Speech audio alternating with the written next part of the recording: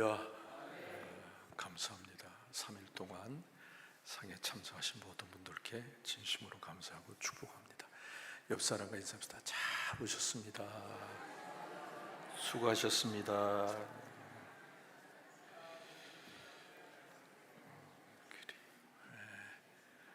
3일이 금방 지나가죠. 저는 자꾸만 오늘이 금요일로 착각을 해요. 제가 부목사님 들고 오늘이 무슨 요일은 수요일, 오늘 금요일 아니나. 참 시간이 빨리 지나가는 것 같습니다. 우리가 지금 그 사도 바울의 전도 여행에 관해서 살펴보고 있어요. 사도 바울은 3차에 걸쳐서 전도 여행을 다녔습니다. 그래서 제가 첫째 날은 사도 바울의 1차, 2차, 3차 전도 여행, 그리고 어제는 예루살렘의 구제헌금을 전달하러 왔다가 붙잡혀서 그래서 벨리스 총독에게 재판받고 2년 동안 감옥에 갇혔다가 그 다음에 베스도 총독에게 재판받고 그 다음에 예루살렘으로 끌려갈 것 같으니까 로마 황제한테 재판하기로 그렇게 상소해서 아그리파 왕 앞에서 또 자신의 신앙을 간증하고 전도하는 그런 시간을 가졌다까지가 이제 사도행전 26장의 내용이에요. 오늘부터는 27장의 말씀으로 좀 같이 은혜를 나누고자 합니다. 결국 사도 바울이 이런저런 고민하다가 황제한테 상소를 하면 안전하게 로마로 갈 수 있겠다 판단해서 로마 황제에게 상소를 합니다. 로마 시민권자는 황제에게 재판을 받을 특별한 권한이 있어요. 그래서 황제에게 재판을 받게 되면 로마까지 안전하게 갈 수 있다 그렇게 판단해서 황제에게 재판을 신청을 했고, 그 덕분에 이제 로마로 가게 됩니다. 근데 이제 우리가 1절을 보면 다시 한번 우리가 볼까요? 읽습니다. 시작. 가기로 작정되매 바울과 다른 죄수 몇 사람을 아구스도 대의 백부장 율리오란 사람에게 맡기니. 아멘.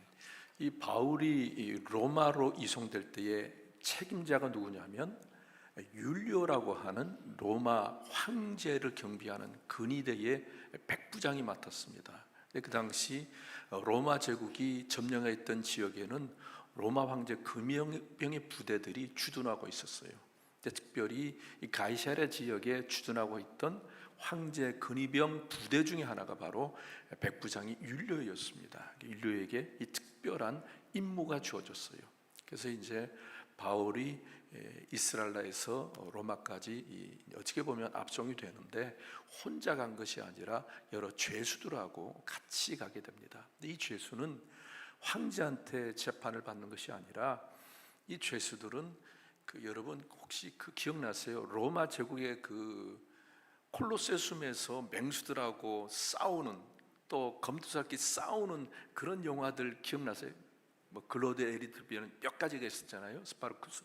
이제 그런 원형 경기장에서 맹수들과 또 검투들끼리 싸우는데 이용될 죄수들이 같이 끌려갔습니다. 그래서 같이 로마에 가서 끌려가는 죄수였지만 바울하고 다른 죄수하고는 격이 달랐어요. 그렇지만 뭐 가는 배편이 특별하지 않으니까 같이 이제 출발을 하게 되었습니다. 근데 율리오가 죄수들의 명단을 보니까 누가 들어가 있어요? 바울이 들어가 있어요. 이제 바울에 관한 얘기를 들으니까 로마 시민권자라는 거예요. 대단한 특별한 그런 사람이죠. 그리고 황제한테 재판을 받는다니까 율리오가 긴장을 하지 않을 수가, 왜 중간가다가 큰일 나면 자기가 처벌받거든요. 그래서 특별히 신경 써서 해야 되겠다. 근데 이렇게 얘기 좀 나눠보니까 꽤 수준이, 보통 죄수하고는 수준이 다르고 꽤 많이 배운 사람이고 굉장히 인격적이었어요. 그래서 어떻게 보면 좋은 인상을 갖게 됩니다. 한번 지도 봐주실래요? 지도. 그래서 이제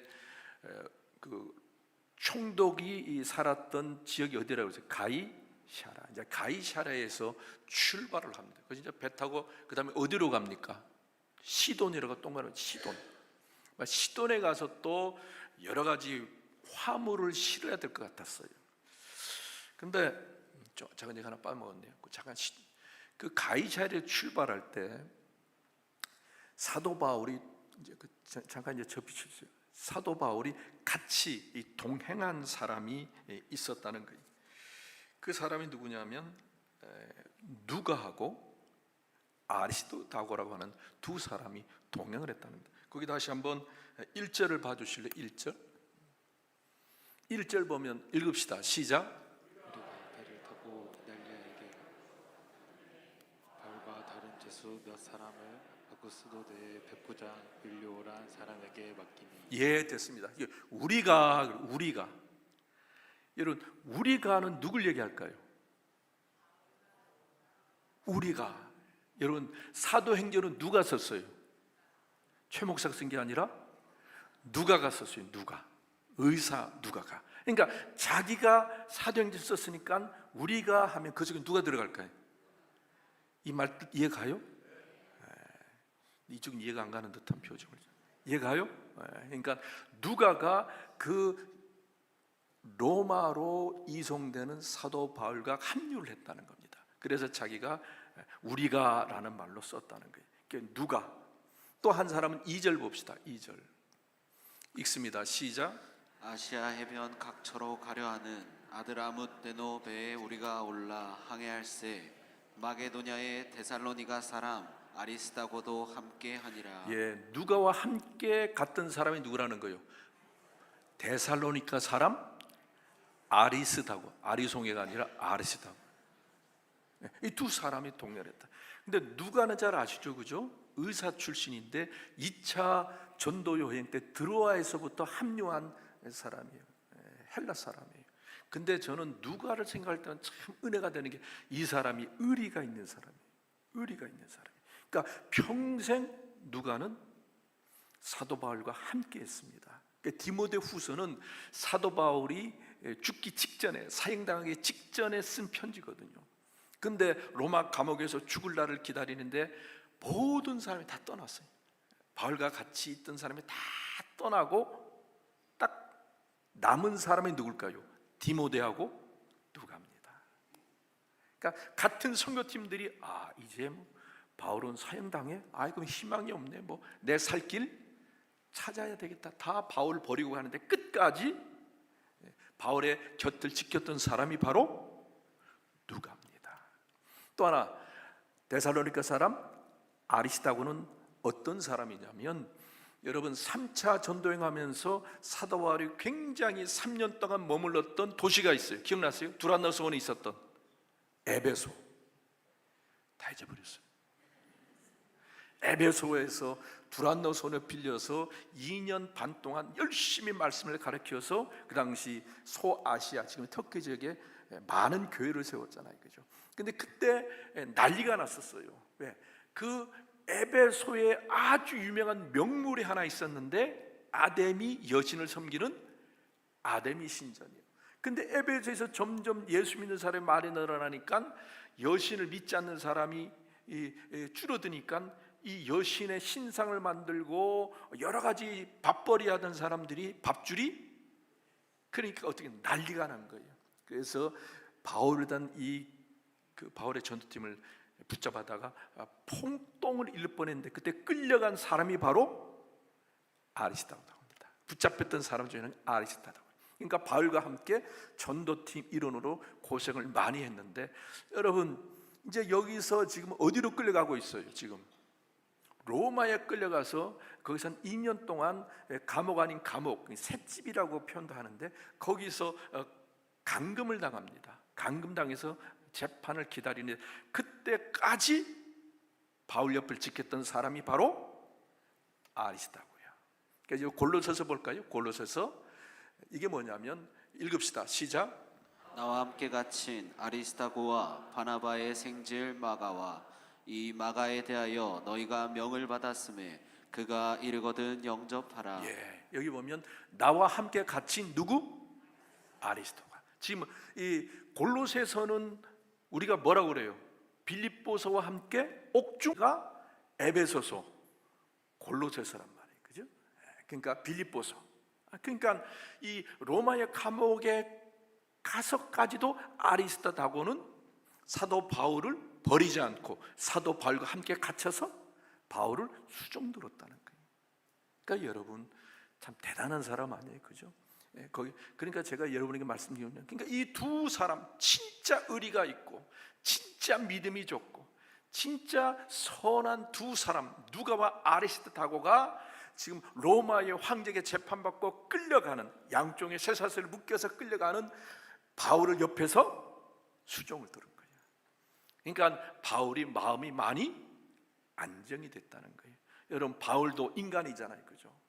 얼마나 인간적으로 사슬에 꽁꽁 묶여서 끌려갈 때 얼마나 참 아무리 로마에 가고 싶었지만 얼마나 마음이 그랬겠어요. 그런데 사랑하는 동역자, 친구가 옆에서 딱 버텨서 바울을 챙겨주니까 마음에 많이 위로가 되고 힘이 됐다는 거예요. 여러분, 우리 금년에 우리 표가 뭐예요? 믿음의 이 세 겹줄이 뭐예요? 잠깐만, 삼겹줄 그는 삼겹줄이 아니라 세 겹줄. 세 겹줄이 뭐예요? 하나님과 함께 내가 의지할 사람과 내가 챙겨주고 붙잡아줄 사람. 신앙의 친구가 필요한 거예요. 여러분, 신앙은요 절대로 혼자 못 버팁니다.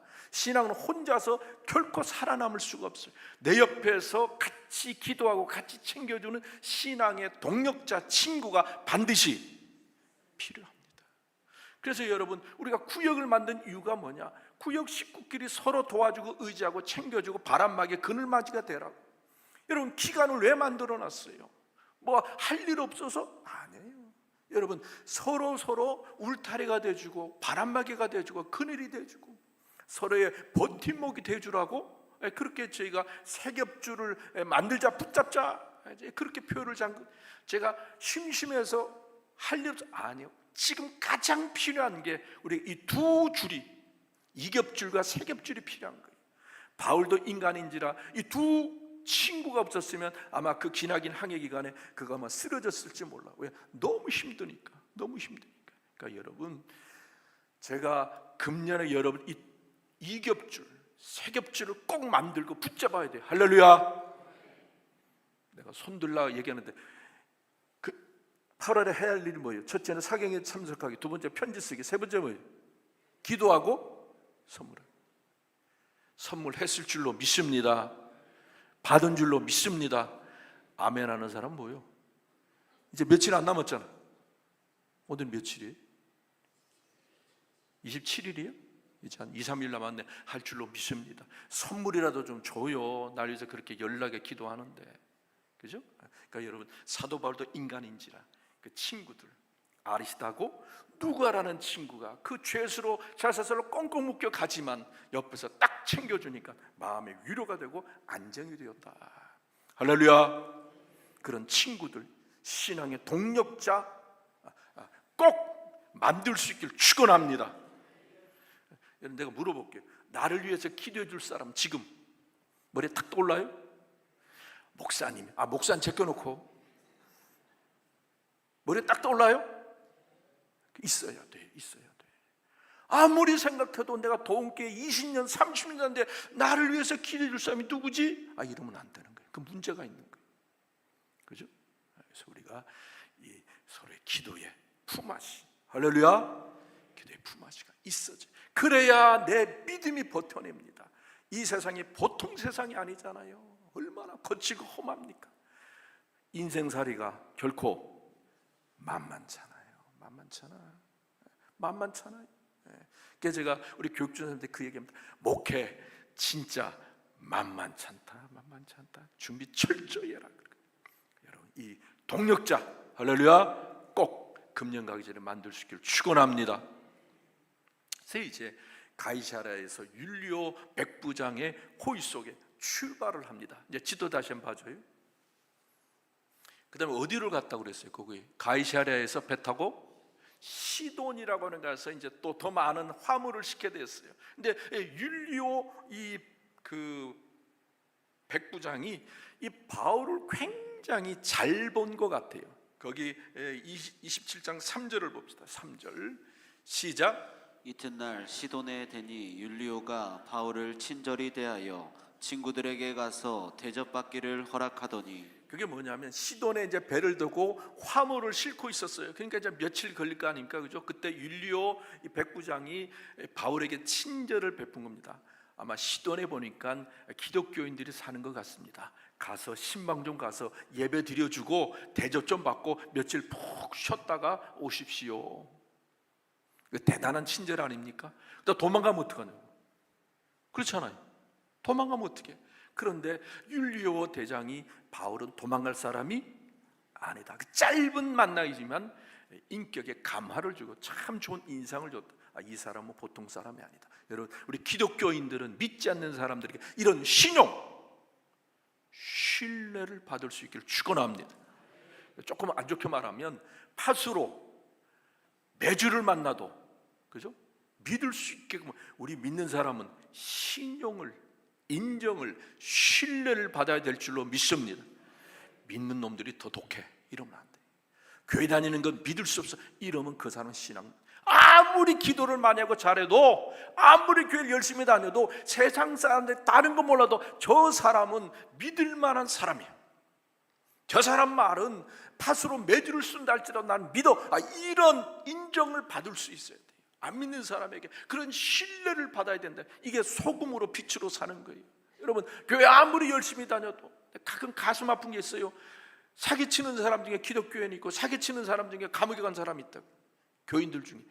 이거는 제가 볼 때는 여러분, 그러니까 우리가 믿지 않는 사람들에게, 사도 바울이 그랬잖아요. 도망가면 어떡하냐고. 그러나 율리오 백부장이 볼 때 저 사람은 도망 절대로 안 갈 거다. 왜? 도망가면 백부장이 처벌받아 죽거든요. 그러니까 우리가 그런 신뢰, 신용, 믿음을 세상 사람들에게 받을 수 있기를 축원합니다. 자, 그래서 이제 배를 타고 떠나는데요. 이게 여러분, 옛날에 배는 뭐로 가는 거예요? 옛날에 배는 바람으로 가잖아요. 바람으로. 그죠? 돛, 단배, 돛으로 가잖아요. 그죠? 여기 서산 사람 손 들어봐요. 태안 사람, 서산 사람. 장로님은 그 무슨 태안이요? 태안 아니잖아. 그 태안 근처지. 옛날 태안 사람은 인천 올 때 배 타고 왔는데요. 풍선 아세요? 이게 돛담배 타고 왔대요. 진짜예요. 그래서 바람 불면 배가 가고 바람을 불면 멈추고, 그러고 태안에서 인천을 왔대. 인천이 뭐가 좋다고 그렇게 배 타고 왔나. 그러니까 옛날에는 다 바람이 불어야 배가 가잖아요. 그죠? 근데 저도 잘 모르지만 이게 그 계절에 따라서 부는 바람이 다르다고 그래요. 그러니까 우리나라도 그렇잖아요. 여름에는 바람이 어디서 불어요? 북쪽에서 불어요? 남쪽에서 불어요? 따뜻한 남쪽에서 남풍이라고 하죠. 겨울에는 매서운 시베리아에서 뭐가 불어요? 북풍설안에 뭐 그러잖아요. 그러니까 겨울에는 북쪽에서 바람이 불어요. 엄청 추워.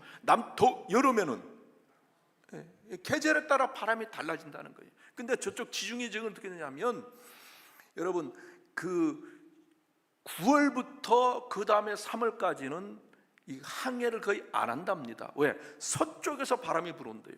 그러면 여기 지금 뭐 시리아 쪽에서 서쪽 로마 제국을 가려면 갈 수 있어요, 없어요? 서쪽에서 바람이 부니까 서쪽으로 가려고 하면 갈 수 있어요, 없어요? 무슨 얘기인지 모르는 것 같아요. 지금 내가 서쪽으로 가고 싶어요. 근데 바람이 서쪽에서 와. 그럼 갈 수 있어요, 없어요? 그럼 어디서 바람이 불어야 돼? 뒤가 어디요? 동쪽에서 바람이 불어야지 갈 거 아니에요. 그죠? 그런데 지금 9월부터 그 다음에 3월까지는 서쪽에서 바람이 불으니까 갈 수가 없잖아요. 그래서 가능하면 지중해에서는 9월에서 그 다음에 3월까지는 거의 배를 안 띄우고, 절대로 안 띄울 때가 언제냐? 11월부터 그 다음에 1월은 절대로 배를 띄우지 않는다는 겁니다. 그때는 바람이 문제가 많아서. 그런데 이게 떠날 때가 언제냐? 이제 좀 이따 얘기할게요.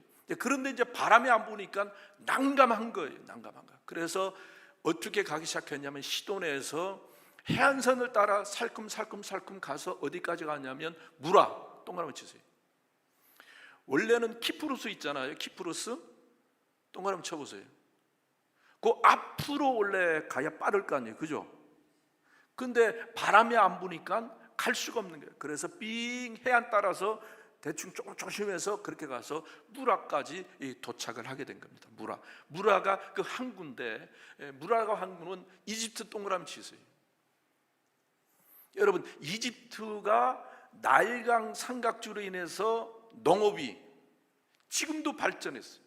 그러니까 밀이 굉장히 많이 그렇게 생산이 되고 가축이 굉장히 많이 생산이 됩니다. 그래서 로마에서는 그 이집트에서 많은 곡식들과 가축들을 공급을 받았어요. 그러니까 이 이집트에서 직선으로 갈 수 있지만 위험하니까 이렇게 해변을 따라서 가는 경우가 많았다는 거예요. 그래서 이런 크레타 선조들의 크레타 그쪽까지 가서 직선으로 위로 뽑는 게 이게 직항 노선인데 위험 부담이 커서 이게 좀 이렇게 돌아가는 경우가 많았다. 해안선 따라서. 그래서 모든 이집트에서 오는 곡물들의 집산지가 무라. 다 동그라미 무라.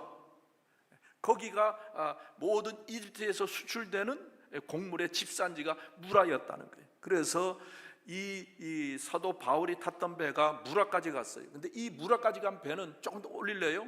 거기 아드라, 이게 잘 안 보이네. 아드라 문대인가? 나도 발음이 안 돼. 거기 하도 어려워서. 그 동그라미 쳐보세요. 저 위에. 원래 지금 처음에 사도 바울이 탔던 배는 무라에서 아드라 문대로까지 가는 그 배였어요. 그러니까 거기서 로마로 가는 그런 항로도 있는데 이게 너무 돌아가니까 무라에서 아드레무나로 가는 배를 타고 가다가 안 되겠다. 너무 늦다. 좀 빨리 가자. 왜냐하면 율리오 대장은 빨리 가야 되니까 늦춰졌다는 큰일. 그래서 저기서 내려서 배를 갈아타요. 이집트에서 오는 배로 갈아탑니다. 그 배는 굉장히 큰 배. 왜? 지중해 가운데로 가로지를 때가 많으니까 배가 컸다는 거예요. 그 배는 276명을 태울 정도로 굉장히 큰 배였어요. 그러니까 거기는 276명뿐만 아니라 많은 곡식들과 조금 뭐 하면 가축까지 실을 정도로 큰 배였다는 겁니다. 왜? 지중해를 갖다가 항해해야 되니까 그 큰 배로 옮겨 타게 됩니다. 어디서? 무라에서 옮겨 타게 되는 겁니다. 그런데 지금 이게 11월부터 1월까지는 죽어도 가면 안 되는 거예요. 바람이 굉장히 위험하니까. 그런데 사도 바울이 떠난 시기가 언제냐면 금식하는 절기가 끝나고 그래요. 금식하는 절기. 이게 대속죄, 이스라엘의 절기를 따지면 대속죄일이거든요. 그건 언제냐? 10월 5일이에요. 학자들이 찾아보니까 사도 바울이 떠났을 때의 그 날짜가 10월 5일이 지났었다는 거예요. 그러니까 그 11월이 다가오니까 절대로 항해할 수가 없는, 굉장히 위험한 거예요. 그래도 율리오 총독은 이게 가야 되는 거예요. 빨리 가야지. 잘못하면 큰일 나거든. 그래서 무라에서 어떻게 갔냐면 날씨가 안 도와줘서 어떻게 갔냐면은 저기 그레타 섬의 사모네까지 어떻게 갔어요. 근근히 간 겁니다. 아주 죽을 고생하면서 근근히 갔어요. 그 다음에 간 곳이 어디냐면 미항입니다. 미항. 자, 제가 시간 없어서 빠뜨리니까 미항까지 도착을 한 겁니다. 어디 갔어? 근데 이제 미항에 도착했는데 어떻게 할 것이냐? 어떻게 할 것이냐? 이제 그렇게 배에서 논쟁이 많이 벌어졌다는 겁니다. 그게 무슨 얘기냐면 사도 바울도 배를 타고 가다가 3번이나 파선을 당한 적이 있어요. 그래서 배관에서는 전혀 문외한이 아니거든요. 그런데 여기서 더 이상 가다가는 큰일 날 것 같아요. 그래서 미항이라는 곳에서 겨울을 보내고 3월까지 있으면 이제 바람 부니까 그때 갑시다. 그때 갑시다. 그렇게 의견을 제시했어요. 그런데 그 선장과 선원은 네가 알긴 뭐하냐. 우리가 전문가지. 근데 그 미항이라고 하는 것은 그렇게 크질 않았대요. 그래서 겨울을 보내기는 많이 불편했어요. 근데 여러분, 뱃사람들은 굉장히 노는 거를 좋아하잖아요. 그러니까 동네가 작으니까 놀 게 별로 없었던 것 같아요. 그래서 어디로 가냐면 한 60여 킬로 떨어진 베닉스, 그쪽으로 갑시다. 그쪽으로 갑시다. 거기 가면 항구가 커서 지내기가 편하다. 제가 볼 때 한국가 크다고 하는 것은 뱃사람이 놀기 좋아하는 것들이 참, 이건 저의 추측이에요. 그러니까 미항은 자기들 겨울 보내려니까 재미가 없어. 뱃사람들 뭘 좋아해? 술만 좋아합니까? 그죠? 그러니까 근데 베니스 가면 놀거리가 많고 지낼거리가 많아. 그러니까 거기까지 갑시다. 근데 바울은 이 겨울에 항해하면 위험하니까 그냥 미항에서 겨울을 보냅시다. 그리고 3월 되면 떠납시다. 그런데 어떻게 누구 얘기를 들었을까요? 선장과 선원은 베넥스까지 갑시다. 바울은 미항에서 머뭅시다. 누구 말을 책임진 율리오 백부장이 들었을까요? 그래도 선장이 전문가인데라고 해서 선장의 말을 듣고 이제 베넥스까지 가자. 한 64km 정도 떨어졌다 그래요. 64km면 여기서 어디까지인가? 한 1000안 돼요? 1000안 안 돼요? 몰라요? 근데 왜 아는 척 하는 거예요? 한 64km니까 한 수원 넘었을 것 같은데? 한 오산 정도 됐을까요? 그 거리. 그런데 차를 타고 가면 금방이지만 돛담배 타고 가면 굉장히 먼 거리란 말이에요. 그래도 베니스까지 갑시다. 거기 가야 겨울 나는 동안에 재밌을 거 아니냐. 막 두 의견이 싸웠는데 율리오 대장이 그래도 전문가 선장 말을 듣는 게 좋을 것 같아요. 가자. 베니스까지 가자. 여러분 사도행전 27장 13절 베닉스로 가자라는 말을 들었어요. 시작. 남풍이 순하게 불매 그들이 뜻을 이룬 줄 알고 닻을 감아 그레데 해변을 끼고 항해하더니. 이제 베닉스까지 가는데 신기하게 그런 일이 없었는데 갑자기 무슨 바람이 부는 거예요? 남에서 바람이 부니까 가기가 너무너무 전혀 그런 일이 없었거든. 근데 갑자기 남풍이 불어주네. 그러니까 배가 아주 잘 가는 거예요. 그러니 야, 거 봐라. 우리 말이 맞지. 아주 선장과 선원들이 아주 득이만만하고 잘난 척하면서 우쭐거리면서 바람이 너무 잘 부니까. 근데 여러분, 우리 신앙생활 할 때요, 하나님 말씀 어겨도 내 욕심 내 뜻대로 해서 처음에 순조롭게 잘 풀린다 할지라도 너무 교만하지 말고 너무 마음 놓지 마세요. 여러분, 하나님이 도와주지 않고 하나님이 기뻐하지 않는 일은 처음에 잘 된 것 같아도 나중에 보면 내 시작은 창대하나 내 나중은, 성경에 없는 얘기예요. 그죠? 목사님 이상하게 얘기하는 거죠. 처음에는 잘돼 창대해. 그러나 나중에 보면 결과는 미약한 거예요. 결과는 초라한 겁니다. 거둘 게 없어요. 처음에는 잘 되는 것 같아요. 모든 게 내 계획대로 순조롭게 하나님의 뜻과 하나님의 말씀과 어긋나고 반대돼도 잘 되는 것 같으니까 아유, 뭐 내가 판단 잘하고 내가 생각 잘했네. 하나님 에이 소용없어. 나중에 보면 결과가 초라해. 그리고 우리가 믿는 것은 내 시작은 미약하나 나중은 하나님의 뜻대로 하면 하나님의 결과를 뿌린 대로 거두게 하신다는 거예요. 그래서 얼마나 많은 사람들이 하나님의 뜻과 하나님의 말씀과 어긋나다가 자기의 인생이 무너진지 몰라요. 그래서 여러분, 제가 꼭 드리고 싶은 말씀은 하나님보다 앞서지 맙시다. 다시 한번, 하나님보다 앞서지 말자. 하나님 뜻 무시하고 하나님의 명령 무시하면 처음에 잘 되는 것 같아도 하나님보다 앞서면 그의 하는 모든 것이 쭉정이만 남게 된다는 거예요. 아멘. 그래서 이 바울이 탄 배는 처음에 순풍이 불어 잘 나갔어요. 근데 한참 가다가 문제가 생깁니다. 무슨 문제가 생기느냐? 27장 14절 봅시다. 27장 14절 읽습니다. 시작. 얼마 안 되어 섬 가운데로부터 유라굴로라는 광풍이 크게 일어나니. 유라굴로의 뜻이 뭘까요? 거기 한번 띄워줄래요? 유라굴로. 유라라는 말은 읽어요. 시작. 유라라는 말은 뭐예요? 동남쪽에서 바람이 불어온다는 뜻이고, 굴로는 북쪽에서 불어온다. 지도를 한번 보여주실래요? 지도. 자, 조금 아래쪽을 한번 비춰줘요. 그게 뭐냐면 남쪽이 어디냐면 이집트 쪽에서 바람이 불어와요. 그리고 또 저 우측 에게 쪽을 비춰줄래요? 에게해. 그리스 있는 바다가 에게해입니다. 안 가봐서 잘 모르죠. 저희가 에게해예요, 그죠? 에게. 많은 사람들이 요즘 관광 가는 데가 저기인데, 에게 쪽에서 밑으로 바람이 불어오고 또 이집트에서 위로 바람이 불어오는 것이 두 바람이 합치는 데가 어디예요? 그레테 섬 쪽 앞쪽이랍니다.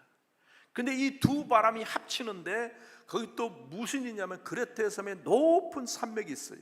한 2,700~800m에 대한 높은 이다라는 산맥인데 그 산맥에 이 두 바람이 부닥치는 바람에 거기서 돌풍이 불게 된다는 거예요.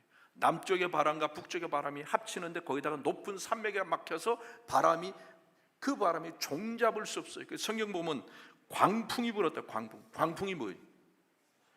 미친 바람이에요. 그러니까 이게 선원들이 배가 움직이려면 바람이 어디서 부는지를 알아야 도수를 조정할 거 아니에요. 근데 이게 동서남북 종잡을 수 없다는 거예요. 동에서 불었다, 남에서 불었다, 북에서 불었다. 그러니까 배를 조정할 수가 없는 거죠. 그래서 거기서부터 베닉스로 가려다가 유라굴라라는 미친 바람을 만나버리네요. 그러니까 밑에서 불고 위에서 부는 바람이 합쳐지면서 높은 산에서 이 바람이 종잡을 수 없는 미친 바람이 된 거예요. 이 미친 바람을 만나게 된 거예요. 그래서 9월부터 그 다음에 3월에는 지중해 저쪽으로는 운항하지 않는 게 불문율이 되었다는 거예요.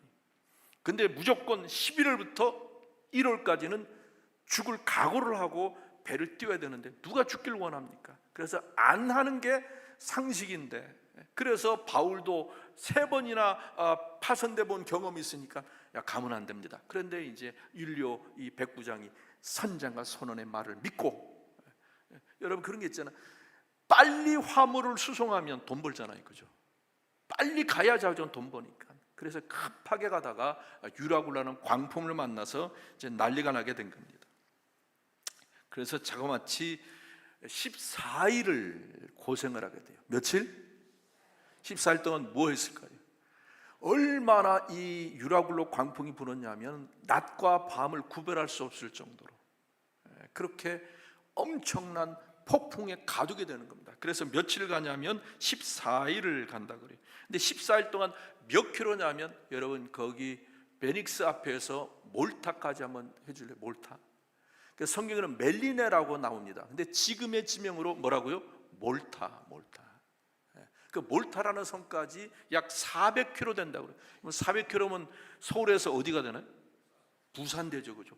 그 거리를 배가 밀려나갔다니까 얼마나 폭풍과 심했는지 알겠어요. 그러니까 낮과 밤을 구별할 수 없을 정도로 계속 14일 동안 폭풍이 몰아닥친 겁니다. 폭풍이. 그러니까 여러분, 옛날에는 나침판이 없으니까 뱃사람들이 뭘 보고 방향을 잡았어요? 배 안 타봐서 몰라요? 옛날 사람들은 밤하늘에 뭘 보고? 그래서 북극성이 중요한 거예요. 북극성. 또 남방에서 남극성 보고 방향 잡아서 가잖아요. 북극성 보고 방향 잡거든요. 근데 밤에 별이 안 보이니까 어디가 어딘지 모르니까 하늘을 바람은 미친 듯이 불죠. 어디로 갈지 모르죠. 그렇게 14일을 온갖 고생해서 400km를 떠밀려 간 거예요. 그러니까 서울에서 부산까지. 끔찍하잖아요, 그죠? 그냥 배로 그렇게 밀려갔다니까. 그러니까 모든 사람들이 밀려가면서 살아보려고 그 배에 탔던 모든 곡식도 다 버리는, 조금 가벼워지면 살 수 있거든. 짐을 버려도 안 돼. 그 배의 모든 기구들 다 버리는, 배가 조금 가벼워야지 침몰하지 않을까, 그죠? 그러니까 자기 욕심 부려서 자기 생각대로 우기면 자기 모든 재산까지도 다 날아갈 수 있다. 그러니까 여러분, 14일 동안 계속되니까 그 배 모든 사람들이 이제 삶을 포기한 겁니다. 아유, 이제 죽었다. 내 삶은 여기가 끝이다. 그렇게 힘들어하는 순간에 하나님의 사자가 사도 바울에게 위대한 환상을 보여줍니다. 거기 한번 볼까요? 27장 22절에서 25절. 이게 이제 14일 동안 그 유라굴로 미친 바람에 시달리는 가운데 이제 삶을 포기하고 있는 가운데 바울에게 그 환상, 주의 사자 천사가 나타나서 하신 말씀이에요. 읽습니다. 시작. 내가 너희를 권하노니 이제는 안심하라. 너희 중 아무도 생명에는 아무런 손상이 없겠고 오직 배뿐이리라.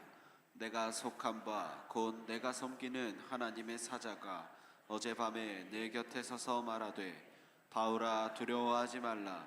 내가 가이사 앞에 서야 하겠고 또 하나님께서 너와 함께 항해하는 자를 다 내게 주셨다 하였으니 그럼 여러분 나는 내게 말씀하신 그대로 되리라고 하나님을 믿노라. 아멘. 제가 잘못 얘기했어요.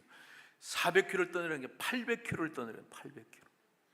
그러니까 서울, 부산 갔다가 부산 찍고 다시 서울 오는 거예요. 그러니까 800km. 이게 끔찍하잖아요. 끔찍해. 그러니까 14일 동안 그러니까 날아간 거예요. 날아간 거예요. 배가.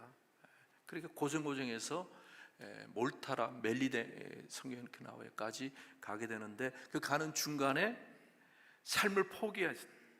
난 바울만 포기 안 했을 거예요. 왜? 하나님 뭐라고 약속했어요? 내가 로마까지 가서 복음을 전하게 해주겠다. 그러니까 로마까지 갈 때까지 하나님은 나를 죽이지 그 믿음이 있어요. 근데 그 나머지 275명은 이제 죽었다. 다 포기했던 것 같아요. 그때 나타나신 말씀이 다시 한번 22절부터 볼까요? 그 말씀이에요. 내가 너희를 권하는 이제는 너희 중 아무도 생명에는 아무런 손상이 없겠고 오직 배만 망가질 것이다. 3절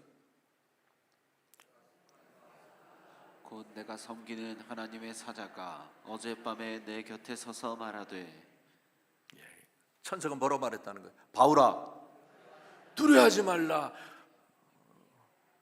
왜 갑자기 없어졌어? 내가 가이사가 누구예요? 로마 황제.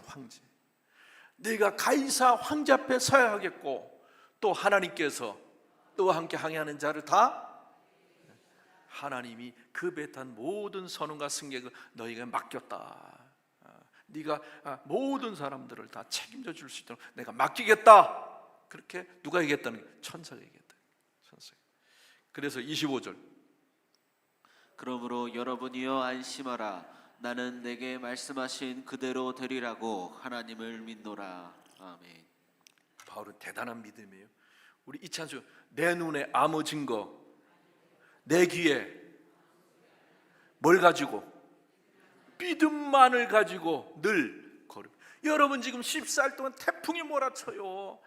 낮과 밤을 구분할 수 없을 정도로 미친 바람이 불어요. 14일 동안 800km를 밀려나갔어요. 아무 증거가 없어요. 그런데 밤에 환상 중에 천사가 나타나서 야 두려워 말라. 내가 너와 함께하고 너는 반드시 황제 앞에까지 가서 복음을 전할 것이다. 그렇게 말씀을 하셨어요. 근데 저는 이 말씀 25절 말씀이 너무 은혜가 되는 거예요. 다시 한번 봅시다. 여러분이요 뭐하라? 여러분 그게 말이 돼요? 지금 태풍으로 배가 뒤집어지고 깨지기 직전인데 여러분이 안심하라. 그 다음에 저 말씀이 저는 평생의 은혜가 돼요. 나는 누가 말씀하신 거예요? 하나님이 내게 말씀하신 그대로 되리라고. 누굴 믿나? 하나님 믿다. 여러분 지금 증거 있어요 없어요? 지금 배가 언제 박살이 날지 몰라. 우리가 언제 바닷속에 내팽개쳐서 물고기 밥이 될지 몰라요. 낮과 밤을 알 수 없어요. 소망이 0.1%도 안 돼요. 살 희망이 전혀 그 희망이 하나도 보이지 않아요. 절망의 구름통에 빠진 거예요. 끝장나는 거예요. 아무 증거를 내놓을 수가 없는 거예요. 이 뱃사람 야 그 증거 있냐 그러면 바울이 낼 수 있어요 없어요? 없어요. 아무 증거가 없는 거예요. 그러나 나는 하나님이 내게 하신 말씀 그대로 되리라고 누굴 믿는 거예요? 하나님 믿는 거예요. 아멘입니까? 우리 모두가 이 믿음을 가졌으면 좋겠어요. 여러분 이 믿음이라는 것은 증거가 없어요. 사람들은 자꾸만 증거를 달라고 그래요. 야 증거. 요즘은 과학 만능 시대잖아요. 과학은 증거가 있어야 돼요. 증명이 돼야 돼요. 증명해봐라. 증거를 달라. 근데 없어. 그러나 우리 마음에 딱 하나 뭐가 있어요? 뭐가 있어요? 믿음. 바울이 나는 믿노라. 하나님이 말씀하신 그대로 내 삶에 이루어질 줄 나는 믿노라. 이게 바울의 평생의 그의 가장 기본적인 믿음이요. 내 눈에 아무 증거 안 보이고 내게 아무 소리 안 들려도 나는 믿는다. 하나님이 나에게 약속하신 그 약속대로 반드시 되리라고 나는 믿는다. 여러분, 기도 많이 하셨죠? 기도했어요, 안 했어요? 다시 묻습니다. 여러분, 기도했어요? 그 기도 누가 들어요? 막 주여 주여 그렇게 소리 지르면 하나님 들으시고, 주여 하면 하나님 안 들으셔요? 내 작은 신음에도 하나님은 들으신다는 거예요. 자, 물을게요. 내 작은 신음소리 하나님 들으신 줄로 믿습니까? 주님께서 뭐라고 약속했어요? 네가 부르짖으라 내가 응답하겠다. 그 최 목사에게 성경 약속이잖아요. 바울은 믿은 거예요. 주님이 말씀하신 그대로 되리라고 나는, 그 증거가 뭐냐? 증명해봐라. 그냥 믿음 하나요, 믿음.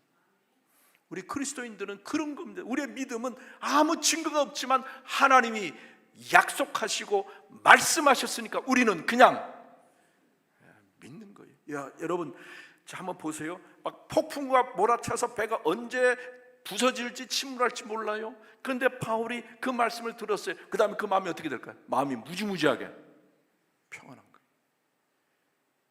마음이 평안한 거예요. 기쁨이 있는 거예요. 똑같은 상황인데, 똑같은 폭풍 속에 그 배가 언제 깨질지 모르지만 바울만은 얼굴이 확 폈다는 거예요. 그리고 사람들에게 야, 밥 먹어 먹고 힘내야지, 다른 사람을 챙길 수 있었다는 거예요. 할렐루야. 여러분, 저는 이 사경회를 통해서 우리가 그런 믿음을 가질 수 있길 축원합니다. 폭풍우 속에서도 하나님이 나와 함께 하신다. 그 믿음, 증거가 뭐요? 증명해봐요. 그거는 세상 사람들의 얘기고, 우리는 증거 증명 없어도 그냥 믿음 하나 가지고 가는 겁니다. 할렐루야. 그런 성도들에게 축복합니다. 자, 그래서 14일 동안 800km를 밀려간 다음에 폭이 한 70m 정도 되는 그런 아주 작은 곳에, 그 속에 바다에서의 물과 육지에서 흐르는 물이, 두 물이 합치는 곳에 만나게 됩니다. 27장 41절 시작. 두 물이 합하여 흐르는 곳을 만나 배를 걸매 이 물은 부딪혀 움직일 수 없이 붓고 그 물은 큰 물결에 깨어져 가니. 그러니까 두 물, 육지에서 내려오는 물과 바다의 물, 해류잖아요. 둘이 합쳐지면서 아마 이게 돌았는지 모르겠어요. 거기서 딱 배가 걸린 거예요. 모래톱에 걸리면서 배가 깨어지기 시작했다는 거예요. 배가 깨어지기 시작하면 어떻게 될까요? 사람들이 살려고 바다로 뛰어내리잖아요. 그 뛰어내리면 죄수들이 어떻게 할까요? 도망갈 거 아니에요. 그죠? 죄수들이 도망가면 누가 처벌받아요? 그러면 호송했던 로마 군인들이 처벌을 받습니다. 심한 처벌을 받아요. 잘못하면 사형당해요. 그러니까 이 도망가지 못하게 어떻게 하려고 그랬을까요? 군인들이 칼을 빼서 이 죄수들을 다 죽이려고 한 겁니다. 근데 죄수 쪽에 누가 포함되어 있어요? 바울. 그러니까 바울도 죽은 목숨. 그래서 이 호송하던 군인들이 칼을 빼서 죽이려고 한 거예요. 죽이려고. 그때 누가 막았을까? 백부장이 야, 죽이지 마라, 살려두라고. 왜? 죽이라 명령, 바울까지 죽으면 안 되잖아요. 그러니까 그와 같은 항해 기간에 많이 은혜가 됐고 감화가 됐고, 저 사람은 보통 사람이 아니다, 아마 그런 깨달음이 있었던 것 같아요. 율리오 대장이 야, 죽이지 말고 바다로 다 뛰어내려 헤엄쳐서 섬으로 가게 해라, 그렇게 명령을 합니다. 자, 그래서 27장 42절 44절 봅시다. 군인들은 죄수가 헤엄쳐서 도망할까 하여 그들을 죽이는 것이 좋다 하였으나. 다시 42절. 군인들은 죄수가 헤엄쳐서 도망갈까 하여 그들을 죽이려고 했다는 겁니다. 왜? 하나라도 놓치면 자기가 처벌받으니까 죽이려고 했는데 43절. 백부장이 바울을 구원하려 하여 그들의 뜻을 막고 헤엄칠 줄 아는 사람들을 명하여 물에 뛰어내려 먼저 육지에 나가게 하고. 아멘. 그러니까 야, 다 바다로 뛰어들어서 헤엄쳐서 섬으로 올라가. 수영 못하는 사람은 널판지라도 붙잡고 그렇게 해서 가. 이제 그렇게 어떻게 보면 율리오가 자기 목숨 걸고 죄수들 풀어준 겁니다. 하나라도 도망가면 처벌을 받지만, 그러나 바울을 살리기 위해, 여러분, 많은 죄수들이 죽을 목숨이었지만 누구 때문에 살아난 거예요? 바울 때문에. 그 배에 모든 죄수들이 몇 명인지 모르면 다 죽게 생겼어요. 왜? 로마 군인들이 잘못하면 자기가 죽으니까 다 죽이려고 했는데 누구 때문에? 바울 살아났다는 겁니다. 여러분, 여러분의 가족들, 안 믿는 가족들이 있을 거예요. 여러분 친구들, 안 믿는 친구들이 있을 거예요. 그들은 그들의 죄로 인하여 멸망받을 수 있지만 누구 때문에? 여러분 때문에 살려날 수도 있다. 여러분 때문에 구원받을 수 있다는 거예요. 저희 집안 얘기해서 죄송합니다. 저희 어머니가 저희 최씨 집안에 시집 올 때 아무도 안 믿었어요. 우리는 철저한 무슨 집안이었을까요? 유교 집안이에요. 우리 할아버지가요, 최익현이라고 들어봤어요? 2조 조선시대 말기 최익현이라고 들어봤어요? 이해한 사람이 누구예요? 그 사람의 제자예요, 제자. 저희 할아버지가. 그러니까 아주 유학자였어요. 그러니까 우리는 철저한 유교 집안이에요. 유교 집안. 근데 그 유교 집안에 겁도 없는 홍씨 집안의 처자가 시집 온 거예요. 그러니까 얼마나 힘들었겠냐고, 얼마나 힘들었겠냐고. 또 우리 이 외갓집은요, 유명한 불교 집안이에요, 불교 집안. 제가 우리 외갓집 가면요, 명절에 인사가 하면 이 그 방에 그 연등이라고 그러나? 절에 가면 그 있잖아요. 그게 매달려 있었어요. 그리고 전속 스님이 있었어요. 그래서 뭐 결혼식 한다 뭐 한다 그러면 그 스님이 나를 잡아주는 아주 유명한 불교 집안에서 어떻게 우리 어머니가 예수를 믿었어요. 그러니까 불교 집안에서 유교 집안으로 시집 온 거예요. 그러니까 쉬웠겠어요, 어려웠겠어요? 어려웠어요. 그러나 어머니가 죽으라고 전도했어요. 죽으라고 전도해서 많은 예수 믿는 사람이 생겨났어요. 예수. 또 우리 외가도 많은 분들이 예수 믿는 사람이 생겨났어요. 지금 장로도 있고 그래요. 그러니까 여러분, 한 사람이 정신 차리고 한 사람이 믿음으로 붙잡으면요, 그 가정이 구원받습니다. 할렐루야. 그 가정이 구원받는 게, 그 집안이 구원받는 거예요. 우리 어머니가 그렇게 힘들게 믿음의 개척자인데 목숨 걸고 복음 말씀 붙잡고 복음 전했더니 많은 사람들이 변화되고 예수 믿게 되었대요. 그러니까 여러분, 한 사람이 잘하면 돼요. 한 사람이 누가 돼야 될까요? 다시, 한 사람이 누가 돼야 되겠어요? 내가 되는 거예요. 때가 되면 우리 동기들이 살게 되고, 우리 동문이 살게 되고, 우리 가족이 살게 되고, 우리 친구들이 살게 되고. 바울 한 사람 때문에 그 죄수들이 다 살 수 있게 되었다. 할렐루야. 저는 그 한 사람이 될 수 있기를 축원합니다. 그래서 그 276명이 다 바다로 뛰어들었는데 어떻게 됐을까요? 거기 봅시다. 44절. 그 남은 사람들은 널조각 혹은 대물건에 의지하여 나가게 하니 마침내 사람들이 다 상륙하여 구조되니라. 아멘. 수영하는 사람은 헤엄쳐서 나가고, 수영 못하는 사람은 널조각, 알죠? 나무 조각. 배가 지금 깨져서 지금 산산조각 나니까 널조각이 많았을 거 아니에요. 널조각이나 배물건을 의지해서 나가서 276명이 모두 다 살았다. 하나님의 약속대로 그대로 한 명도 죽지 않고 살았다니, 하나님의 약속은 반드시 이루어질 줄로 믿습니다. 여러분, 하나님과 맺은 약속은요, 하나님 절대로 어기지 않습니다. 반드시 응답하시고 반드시 하나님이 역사할 줄로 믿습니다. 그 믿음을 가져야 돼요. 여러분, 특별히 자녀들에 대한 믿음을 가졌으면 좋겠어요. 여러분, 자녀 놓고 기도하시죠. 기도하시죠. 여러분, 손주 놓고 기도하시죠. 아멘. 자녀와 손주 놓고 기도하시면 하나님 반드시 응답해 주실 줄로 믿습니다. 저는 어머니가 제 뱃속에 있을 때 서운을 했대요. 저한테 물어보지도 않고. 큰아들, 위로 누나가 둘이잖아요. 이제 아들 낳으면 목사시키겠다. 근데 어머니가 한 번도 그 말을 안 했어요. 제가 초등학교 5학년 때 고향교 목사님을 존경해서,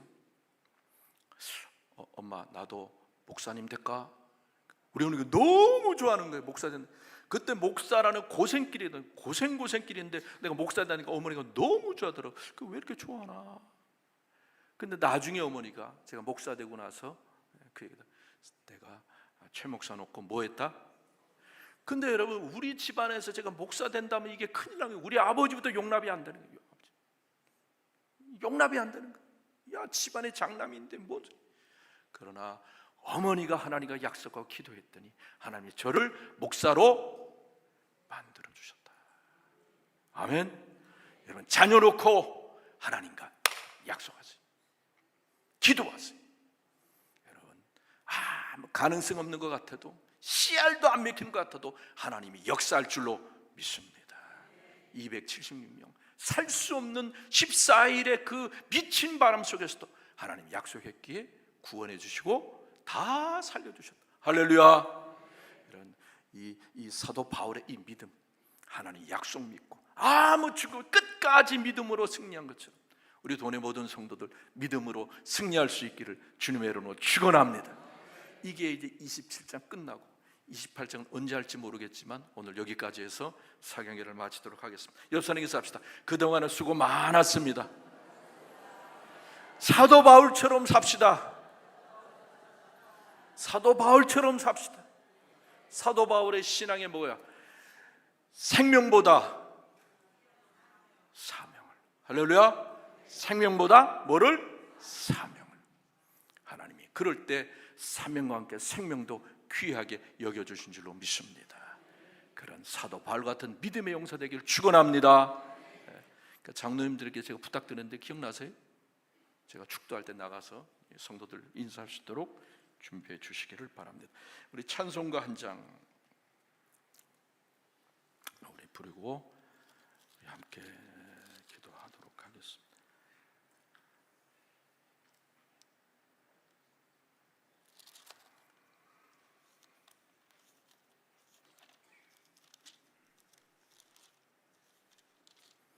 찬송가 342장. 자, 이제 344장이요. 344장. 우리 박수 치면서 부릅시다.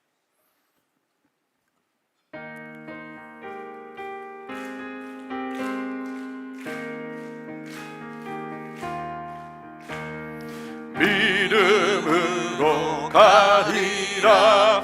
주님 가신 고난의 길, 주님 말씀 붙잡고 승리하며 살아가니. 주님 앞에 나아가 무릎 꿇어 간구하고 겸손하게 주님 섬겨 새 힘을 얻으리라. 고난 중에 있을 때 소망 중에 기뻐하며 주님 말씀 붙잡고 기쁨으로 살아가. 주님 앞에 나아가 무릎 꿇어 간구하고 겸손하게 주님 섬겨 새 힘을 얻으리. 악한 세력 애워싸 큰 고난이 닥쳐와도 주님 말씀 붙잡고 권능으로 물리치리. 주님 앞에 나아가 무릎 꿇어 간구하고 겸손하게 주님 섬겨 새 힘을 얻으리라. 아멘. 기도합시다. 하나님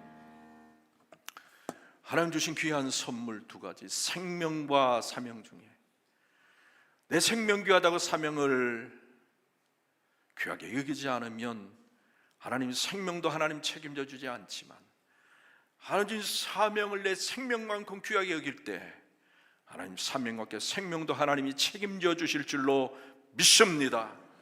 하나님 나에게 우리 가정에서 주신 사명, 우리의 직장에서 주신 사명, 교회에서 주신 사명, 세상에 주신 사명이 있습니다. 이 사명의 십자가 잘 지고 갈 때 하나님 내 인생, 내 삶, 우리 가정을 하나님 책임져 줄 줄로 믿습니다. 하나님 아무 증명할 수 없어도 믿음만을 가지고 날마다 한 걸음 한 걸음 주님과 함께 걸어가는 돈의 모든 성도들 되게 하여 주시옵소서. 지금은 우리 주 예수 그리스도의 은혜와 하나님 아버지의 놀라우신 사랑하심과 성령 하나님의 인도 동행 보호하심이 도원의 모든 성도들과 성도들의 가정과 일터 위에 늘 함께 하시기를 간절히 축원하옵나이다.